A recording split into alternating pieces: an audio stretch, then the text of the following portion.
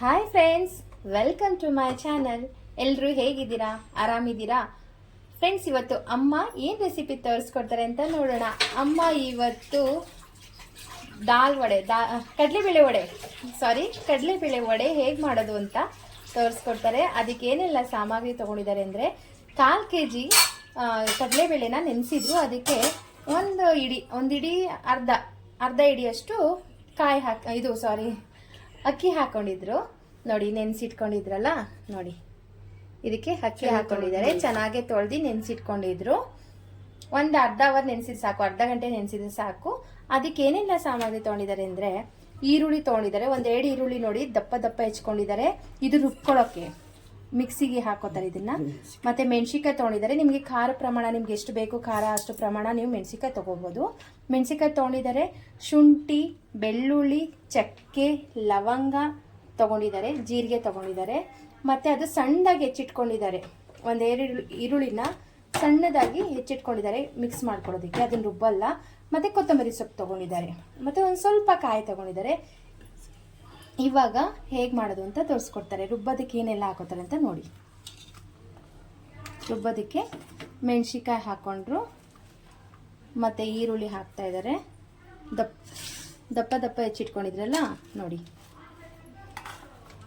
ಈರುಳ್ಳಿ, ಜೀರಿಗೆ, ಮೆಣಸು, ಚಕ್ಕೆ, ಲವಂಗ ಇಷ್ಟು ಹಾಕ್ಕೊಂಡು ರುಬ್ಕೋತಾರೆ. ಇವಾಗ ಸ್ವಲ್ಪ ನೀರು ಸೇರಿಸ್ಕೊಂಡು, ಸ್ವಲ್ಪ ಜಾಸ್ತಿ ಇಲ್ಲ, ನೀರು ಸೇರಿಸಲಿಲ್ಲ ಅಂದ್ರೂ ಆಗುತ್ತೆ. ಯಾಕೆಂದರೆ ಈರುಳ್ಳಿ ನೀರಿರೋದ್ರಿಂದ ಹಾಗೆ ರುಬ್ಕೋತಾರೆ. ಇವಾಗ ಫ್ರೆಂಡ್ಸ್, ನೀರು ಸೇರಿಸ್ಕೋಬಾರ್ದು.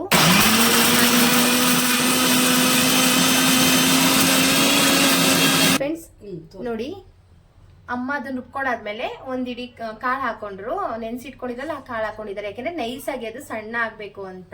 ಯಾಕೆಂದ್ರೆ ಚಕ್ಕೆ ಲವಂಗ ಎಲ್ಲ ಹಾಕಿರ್ತಾರಲ್ಲ, ಅದು ನೈಸಾಗಿ ರುಬ್ಲಿ ಅಂತ ಹಾಕೊಂಡಿದ್ದಾರೆ. ಇವಾಗ ರುಬ್ಕೋತಾರೆ. ಫ್ರೆಂಡ್ಸ್ ನೋಡಿ, ಅದನ್ನ ರುಬ್ಬಿ ಅಮ್ಮ ತೆಗೆದಿಟ್ಕೊಂಡ್ರು. ಇವಾಗ ಪುನಃ ಆ ಕಾಳು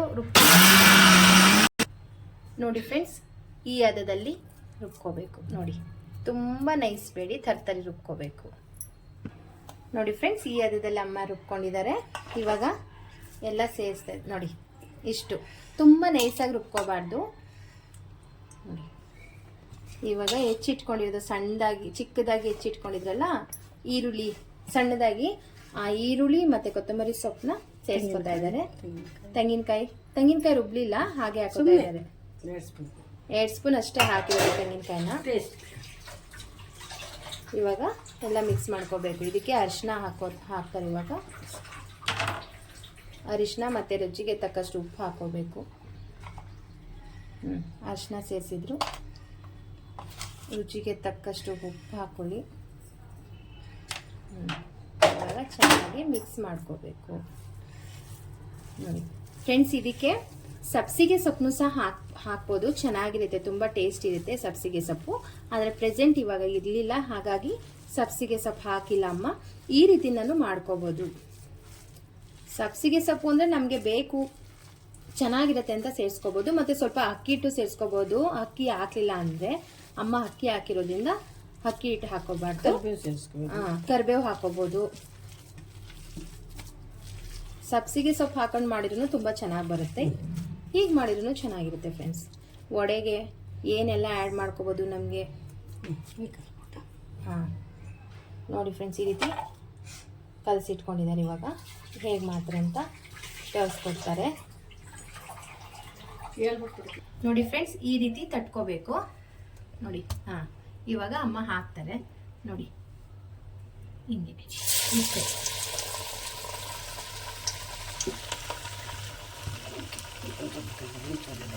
ಹೀಗೆ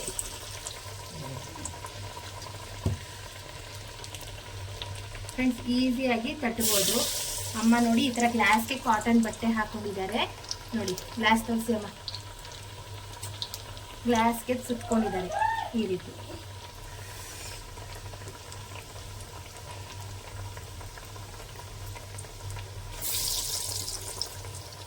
ಈಸಿಯಾಗಿ ತಟ್ಟಬಹುದು ಫ್ರೆಂಡ್ಸ್. ಬೇಕಾದರೆ ಒಂದು ವೈಟ್ ಕಾಟನ್ ಬಟ್ಟೆ ಆದ್ರೂ ಮನೆ ಮೇಲೆ ಬಟ್ಟೆ ಹಾಕ್ಕೊಂಡು ಒಂದೇ ಸರಿ ತಟ್ಕೊಂಡು ಎತ್ತು ಹಾಕ್ಬೋದು. ಅಮ್ಮ ಹೀಗೆ ಒಂದೊಂದು ಹಾಕ್ತಿದ್ದಾರೆ. ಫ್ರೆಂಡ್ಸ್ ನೋಡಿ ಈ ರೀತಿ ಇವಾಗ ಮಗ್ಚಾಕ್ತಾ ಇದ್ದಾರೆ. ಒಂದು ಕಡೆ ಆದ ನಂತರ ಇನ್ನು ಮತ್ತೆ ಮಗ್ಚಾಕಿದ್ದಾರೆ ನೋಡಿ. ಈ ರೀತಿ ಬೇಯಿಸ್ಕೋಬೇಕು. ಫಸ್ಟ್ ಸಣ್ಣ ಉರಿಲೇ ಬೇಯಿಸ್ಕೋಬೇಕು.